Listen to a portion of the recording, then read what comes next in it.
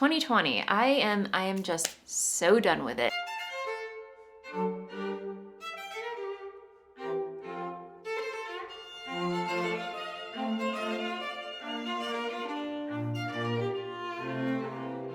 Hello there, I'm Kristen, also known as Voolenvine, here on my YouTube channel where I chat about what I'm knitting on, what I'm sewing, what I'm making, or whatever other crafty rabbit hole I happen to be diving down this week. And as always, I'm so happy that you're here hanging out with me to chat about those things. And I am back. I am back from a break. I took an impromptu break from recording last week. This week is Christmas, so last week I was running around like a chicken with its head cut off, trying to tie up loose ends and get all my ducks in a row before I take off for a little holiday break. So at that end, I will be totally honest, I really didn't have anything to chat about last week, knitting or sewing wise, and it really just didn't make sense for me to record and thus waste your time. You know, I really didn't have much to chat about, but I am back this week with a plethora of things to catch you up on. So gather around, grab a cup of something, and let's chat. But just a couple of announcements before we get into what I've been making. We have our year-long make-along, which is currently underway, and that is our history make-along, where we're all endeavoring to make something historically inspired, be it knitting, sewing, weaving, crochet, embroidery, tambour, whatever your craft is, you are so welcome to join. And that is running until March 1st, 2021. So again, still plenty of time to join, and there are two ways to do that. The first being to hop on over to the Voolenvine Ravelry group, where there is a thread dedicated to the History Mall. All you have to do is partake in the chatter that's happening, share your whips, your FOs, patterns that have caught your eye. Merely participating will enter you to win a giveaway prize come March 1st, 2021 when I lock that thread. And if Ravelry isn't your jam or you feel like double dipping, the other way to join is to hop on over to Instagram. Same rules apply, just share your photos of your works in progress, your makes, whatever's inspiring you related to the History Make-Along using hashtag HistoryMAL. And again, come March 1st, 2021, I will choose a random winner, but you do have to use that hashtag to qualify because that will help me do the random doobly-doo app that I use to figure out winners for giveaway prizes. Even if you're not participating, I highly encourage you to check out that hashtag. So many beautiful and inspiring projects happening over there. So yeah, definitely check that out. The next announcement is that this channel and episode is sponsored by the one and only Skillshare, which is an online learning community platform where you can learn pretty much anything.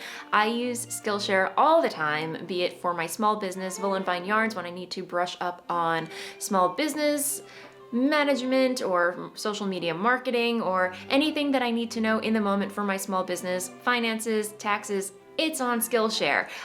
Even if small business is not your jam, but you're into, let's say, other hobbies such as photography, embroidery, calligraphy, you can learn that on Skillshare. And with everyone being stuck at home at the moment, I couldn't think of a better place to pick up a new hobby. Am I right? So if that sounds like something that interests you, click on the link in the description box below and you get to try Skillshare for 2 weeks, absolutely free on yours truly.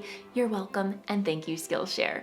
It's Christmas Eve, and my friends, I have a finished object to share with you. It's done. It's so done, guys. This is Dennis's sweater. If you follow me on Instagram, you might have seen that I posted photos of him modeling it. But yes, it is blocked, ends are woven in, dropped stitches are secured, it's photographed, it's on Ravelry, it is done. I win. I win, guys.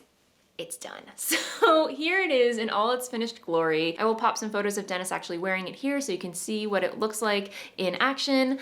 And these photos were taken in our backyard, and we just had a big snowfall. I think we might have gotten about a foot and a half of snow here in Bushwick, Brooklyn. So yeah, that made for a really great backdrop for photos. And yeah, it's done, guys.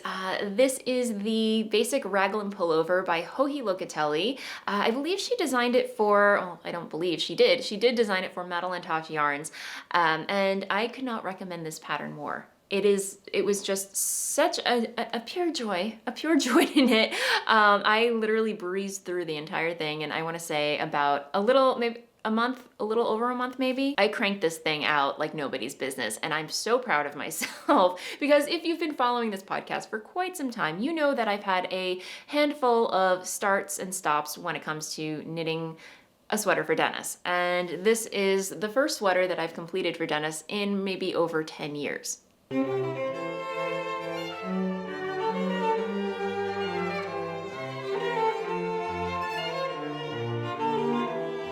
Yeah, it was time for him to have a sweater.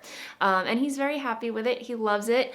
The only thing I will say about the fit of the sweater, it fits him great, like across the chest, the arms, everything. However, this is mostly my mistake because, yeah, again, hi, I'm Kristen. I don't like to follow directions. And when I was knitting the body actually did call for waist shaping. And because this is a unisex sweater, I thought, okay, I'm knitting this for a dude. He doesn't really need waist shaping, because I looked at all of his other sweaters and honestly, there's no waist shaping, to at least that I could see in any of his store-bought sweaters. So I omitted the waist shaping. Shame on me, because when he did try it on, I noticed that there's a bit of extra fabric in the back where it could have used a little cinching in, if you know what I mean. So again, it's not the end of the world. It fits him fine. He's very happy with it. He didn't actually notice it until I pointed it out. And the fact that this sweater is knit top down, I can just, if I really want to, if I have the energy, I can rip it out and just reknit it with the waist shaping. But that would require me to rip it out from here all the way up to a little, like 2 inches past the sleeve joint. So do I really want to bring that upon myself? I don't know, but at least I know the option is there and it's not going to be a headache to do.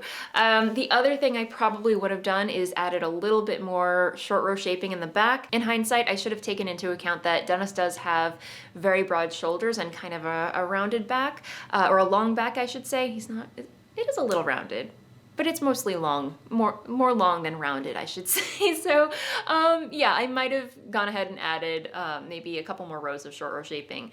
But, you know, again, these are all little things that don't really matter in the end because he likes it, he loves it. And yeah, the other thing that I wanted to mention, last time I shared this on the channel, I had little removable stitch markers holding drop stitches that I needed to secure after the fact. Those have been secured. I actually found a really good tutorial on YouTube, and I will link to it down below, but someone actually asked me about possibly doing a tutorial for showing you how to secure drop stitches. I mean, maybe, but I did find a really great tutorial by Rox Knits, who is a YouTube channel that I highly recommend, especially if you're following along with the history make-along. She is awesome. I love her channel. She's very relaxing to watch, but she's very into historical knits, especially, you know, like retro. She just knit a sweater from the 1920s. Anyway, really fascinating stuff, very educational, informative. Again, I will link to her below, but she has an excellent tutorial on how to secure drop stitches. And she shows examples for 3 different scenarios where you might have a drop stitch after you've already knit the entire garment. So really, really helpful. And again, I will link to her thing below. But yeah, that was very helpful because I was going to do my normal way of securing stitches, but it was so obvious that it was, you know, it didn't look very clean or neat. So I'm glad that I found her tutorial, and everything looks very professional, very clean and polished. If you look at it here, you really, like, I think, let me see, like right here, you probably can't even see that, but on the reverse side, there's some behind the scenes surgery happening. So really, really great tutorial. Highly recommend it. The yarn that I used is the Fiberco's Lure Base, which is 100% British lamb's wool.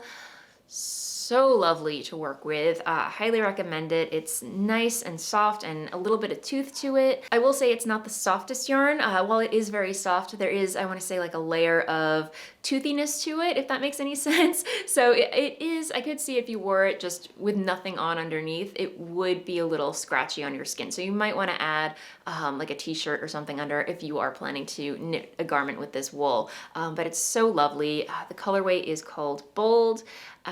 It's, again, this dark navy blue-green heather shade. It's really, really lovely. Yeah, so it's done, you guys. And so when you finish one sweater, clearly it just makes sense to cast on a whole new sweater. And that is exactly what I did.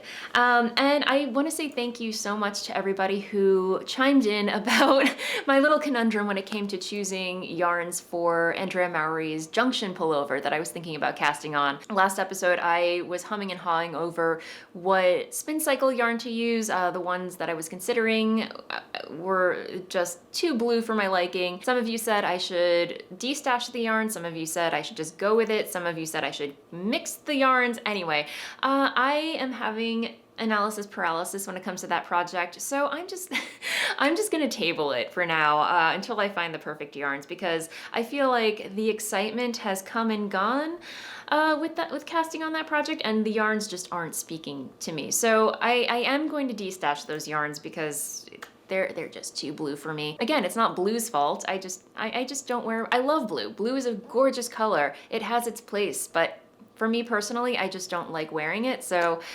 those skeins are gonna find some new homes, and I'm just gonna wait for the next beautiful yarns to come into my life to cast on that project. But just because I'm not casting on that pattern by Andrea Mowry, that didn't stop me from casting on another pattern by Andrea Mowry, and that is these stripes. That's capital, all caps, stripes, exclamation point, pullover by Andrea Mowry. And here we are. This is my hand-dyed yarn, Voolenvine yarns, in my Nouveau base, which, by the way, I have not been able to get my Nouveau base in stock up until recently. So come the new year, I will have more Nouveau base in stock, and that is my 100% superwash merino single ply yarn. So this is all from personal stash that I'm knitting this out of. So it's a combination of Nouveau and Volca, which is also 100% superwash merino cashmere nylon. I am loving this pattern so much. I mean, it's all just stockinette in the round, unlike as if I didn't get enough of it knitting Dennis's sweater. I guess the colors help me a little bit, and right now where, you know, my mental capacity is when it comes to all the things that are happening in the world right now, all I want to do is watch my YouTube videos and knit stockinette in the round. So here we are. I did not swatch, true to form. I am using, let me see, not what the pattern calls for. So I did go, believe it or not, I did go down a needle size. So for the main body, I'm using a US size 4 3.5 millimeter needle. And these are on my Lykke needles, interchangeables. I believe the pattern actually says to use US size 6 4 millimeter needles, but just, you know, going by, again, I did my unscientific method of just, you know, looking through other projects and seeing what other people used. The pattern, I should say, actually calls for sport weight yarn, and I'm using fingering weight yarn. So I did take that into account as well. So yeah, so that's how I arrived at US size 4 for the main body. And then for the ribbing, I used a US 2, I believe. So, but yeah, just a really great, simple, easy pattern. Highly recommend it if you're looking for something potato chippy to knit. And by potato chip knitting, I mean, you know, just one more round, one more stripe, one more stripe. So I am taking time off from work next week. So it is possible that I could have this done before January 1st, but not making any promises. And that, my friends, is all the creative content that I have to share with you this week. I know, a very short episode, short and sweet. My sewing mojo, I will be totally honest, I don't know, it hasn't been happening. So I'm hoping in the new year that my sojo will make a resurgence. I will have a finished coat to share with you. We shall see. But yeah, that's what I've been working on. So I guess I'm going to move into the blather segment where I share what's been happening in my life, should you care to stick around. And I will be totally honest. it's been pretty status quo. Nothing much to write home about. Yeah, I've just been, running around, trying to get all my ducks in a row with work and everything, so I can just take off and relax for the rest of the year. Today is Christmas Eve at the time that I'm recording this, so Merry Christmas to those of you who celebrate, and Happy Hanukkah to those who celebrated. I hope wherever you are in the world, you're just taking some time to relax, get some making done, and just, yeah, it's been a year, guys. 2020. I am just so done with it, and I'm sure you guys are too. I'm frankly at this point I'm just dancing on 2020's grave. I mean, let's be honest. Anyway, I digress. Today I am dyeing one last batch of yarn, speckling my last speckle of 2020, and then I am just taking the rest of the year off to do nothing. It's gonna be glorious. So that said, I'm gonna end things there. Thank you so much as ever for hanging out with me. I cannot wait to bring you more yarny goodness and shenanigans in the new year. Wherever you are, again, I hope you are celebrating and staying warm and safe and toasty and all good things, and I will see you in 2021. So Happy New Year. Happy knitting, happy sewing, happy making, happy photo taking, whatever crafty rabbit hole you find yourself diving down. Yeah, have at it. So until the next video, bye.